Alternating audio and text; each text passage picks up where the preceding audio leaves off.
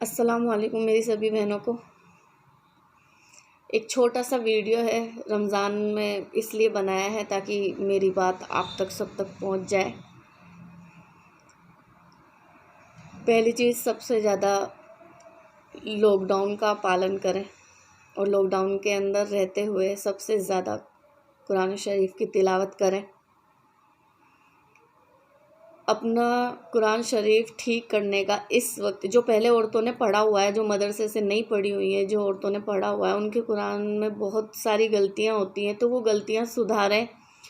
मेरा WhatsApp number है, वो आप मैसेज करेंगे तो मैं दे दूंगी अपना व्हाट्सअप नंबर, जिसके ऊपर मैं कवायद पढ़ाती हूँ। बहुत सारी माशाल्लाह से 15 लड़कियाँ जुड़ी हुई हैं, जो रात को 10 बजे से 11 बजे तक एक टाइम जो है हमने तय कर रखा है, उसके अंदर तमाम लड़कियों का, सिर्फ जिन्होंने कुरान शरीफ पढ़ रखा है, पर उसमें जो भी मसले मसाइल हैं, जो पर्सनल मैंने कहा कि मैं वीडियो में नहीं बता सकती, खुलेआम बात नहीं कर सकते हम इस बारे में, तो वो मसले मसाइल हम उस व्हाट्सअप ग्रुप के ज़रिए, यानी सिर्फ उसमें औरतें और लड़कियां होंगी, जो पर्सनल मसले मसाइल होते हैं वो हम उसमें डिस्कशन करेंगे।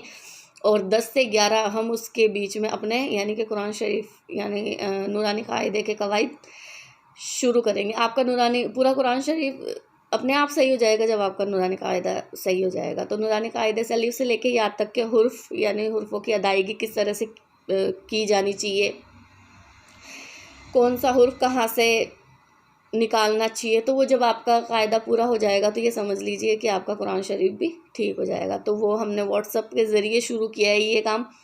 दूसरी चीज़ ये कि आज मैं बहुत एक अच्छा बेहतरीन अमल बता रही हूँ, वो आप सभी करें, यानी सोते वक्त या इशा की नमाज के बाद सूरह मुल्क, कुरान शरीफ में सूरह मुल्क है, उसको पढ़ें।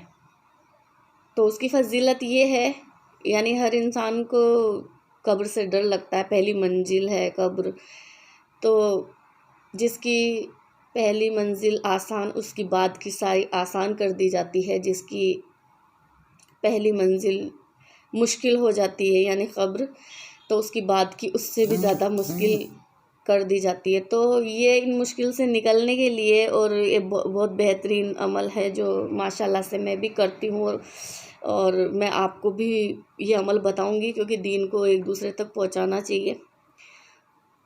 तो यानी सूरह मुल्क पढ़ने से हमें ये फ़ायदा है, फ़ायदा तो पूरा कुरान पढ़ने से है, पर सूरह मुल्क पढ़ने से ये फ़ायदा है, जब हम सोते वक्त या इशा की नमाज के बाद में पढ़ लें सूरह मुल्क पढ़ने से, जब तक कब्र से लेके यानी कब्र के आज़ाब से ये सूरह मुल्क रोकती है, कब्र का आज़ाब नहीं होता। दूसरी चीज़, क़यामत के दिन भी हमारे साथ में जैसे एक कवच होता है ना चारों तरफ, जैसे किसी की हिफाजत करने के लिए जैसे कवच होता है, तो ये एक कवच का काम करती है सूरह मुल्क। और जब तक इंसान जन्नत में नहीं पहुंच जाएगा तब तक ये उसका साथ नहीं छोड़ती। एक ख़ास, जिसको कहते हैं सही मायने में एक दोस्त की तरह, एक कवच की तरह, ये हमारे साथ साथ रहती है, यानी कि हमें आज़ाब से बचाती है, जहन्नुम से बचाती है। तो जहन्नुम की आग से बचने का ये अमल बहुत बेहतरीन, ज़्यादा बड़ी सूरत है नहीं, सूरह मुल्क पढ़े। और मेरे लिए भी दुआ करें, तमाम उम्मत की औरतों मर्दों के लिए, बच्चों के लिए दुआ करें कि सबको अल्लाह ताला पढ़ने की तौफीक दे और अमल करने की तौफीक दे। तो रिक्वेस्ट है मेरी, मैं चाहती हूँ कि सबके सब हम जब अल्लाह के नबी के सामने हो तो ये कहें कि हाँ अल्लाह के नबी, हमने दीन सीखा भी है और सिखाया भी है। जब आपके कवायद सही हो जाएंगे, कुरान शरीफ सही हो जाएगा, तो सबसे पहले अपने घर में सही करें, फिर अपने मोहल्ले में सही करें, औरतों को बुलाएं, पढ़ाएं। इससे एक तो दीन बढ़ेगा, और आज जो दुनिया में तरह तरह के आज़ाब आ रहे हैं उससे भी हम महफूज रहेंगे। जब अल्लाह राज़ी हो जाएगा तो महफूज ही रहेंगे। तो सूरह मुल्क सभी पढ़ें, इशा की नमाज के बाद पढ़ लें या सोते वक्त। पहला अमल तो ये हो गया। तो आप इंशाल्लाह इस पर अमल करेंगे, उम्मीद करती हूँ मैं। ज़्यादा वक्त नहीं लगता, शैतान आपको बरगलाएगा, शैतान आपको रोकेगा, पर ये समझ लीजिए अल्लाह ताला का खुला दुश्मन है शैतान, और जो अल्लाह ताला का दुश्मन वो हमारा दुश्मन। तो इससे हमें लड़ना है। सबसे बड़ा जिहाद इंसान का अपने नफ्स से लड़ना है, सबसे बड़ा जिहाद। नफ्स से लड़ लिया, समझो कि आपने जिहाद कर लिया। जब जिहाद की लड़ाई है वो नफ्स से है, इससे बड़ा कोई जिहाद नहीं है। नफ्स की वजह से इंसान, नफ्सानियत की वजह से बड़े बड़े गुनाह कर बैठता है, बहुत सारी चीज़ें कर बैठता है, तो इससे हम बचते हैं।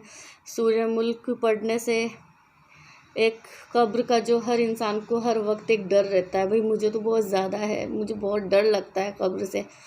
पता नहीं वो एक अंधेरी गुफा सी, और किस किस तरह से अल्लाह रहम करे, किस किस तरह से आज़ाब होंगे क्या पता। हमने कब्र के बारे में सिर्फ सुना ही है, पर हम उसकी तैयारी तो कर सकते हैं, अमल तो कर सकते हैं। तो सूरह मुल्क की तिलावत करें, कुरान शरीफ की तिलावत करें, ये अमल है एक तरह से दूसरों तक पहुँचाएँ। फिर से बता दूँ मैं, या तो सोते वक्त पढ़ें या ईशा की नमाज के फ़ौरन बाद में पढ़ लें। अगर आपको लगता है कि बच्चे छोटे हैं और मैं बाद में नहीं पढ़ पाऊँगी, तो वो ईशा की नमाज के बाद में पढ़ लें। ये हमारे इस वक्त से लेके मरने के बाद से, यानी बरज़ख से लेके और जन्नत में जाने तक हमारे साथ में है। जब तक हम जन्नत में कदम नहीं रख देंगे, ये तब तक हमारा पीछा नहीं छोड़ेगी, यानी हमें जन्नत तक पहुंचा के रहेगी इंशाअल्लाह। और बाकी आप कमेंट करें, शेयर करें और सब्सक्राइब करना ना भूलें। सब्सक्राइब ज़रूर कर दें ताकि हमारी दीन की हर एक बात हर घर तक पहुँचे। और मेरी जीमेल आईडी है deeniyatmasailsislamic@gmail.com।